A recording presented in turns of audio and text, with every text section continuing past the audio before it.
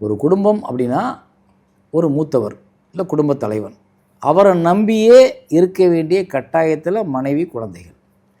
இவங்க அப்பா கிட்ட எதிர்பார்த்திருந்த காலகட்டங்கள் நிறையா, எதிர்பார்த்தப்போ கிடைக்காத காலகட்டங்கள் நிறையா. இங்கே எல்லாருக்கும் வேலையும், எல்லாருக்கும் சரிசமமான பணமும், எல்லாருக்கும் சமமான வசதிகளும் இல்லை. அப்போ இந்த வசதிகள் ஏற்றத்தாழ்வு இருக்கும்போது உங்களுக்கு 10,000 கிடைக்கிது, இனி 20,000 கிடைக்கிறேன், நான் பணக்காரன்னு ஃபீல் பண்ணும்போது உங்களுக்கு அந்த கில்ட்டு வரும். அப்போ அதையெல்லாம் உருவாக்கி வச்சுருக்க சமூகத்துக்குள்ளே வளர்ந்த குழந்தைகள் தான் நீங்கள், நான் இங்கே பார்த்துக்கிட்டு இருக்க எல்லாரும். அப்போ அவங்களுக்கு அந்த காட்சியை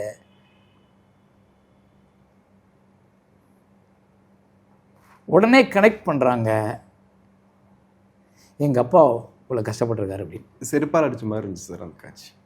அவ்வளோதான், அது வேறு ஒன்றும் இல்லை. ஏன் தீபாவளி அது என்ன சகலகலவலன் மாதிரி நியூ இயருக்கு போடுற சாங்காக கிடையாது. ஒரு வழியை இந்த சமூகம் ஒவ்வொரு தீபாவளிக்கும் ஞாபகப்படுத்திக்கிட்டே இருக்குன்னா அப்போ நம்ம எங்கே இருக்கோம் யோசிச்சு அது ஒன்று மகிழ்வான சீனா, தீபாவளியை கொண்டாடுற சீனா கிடையாது.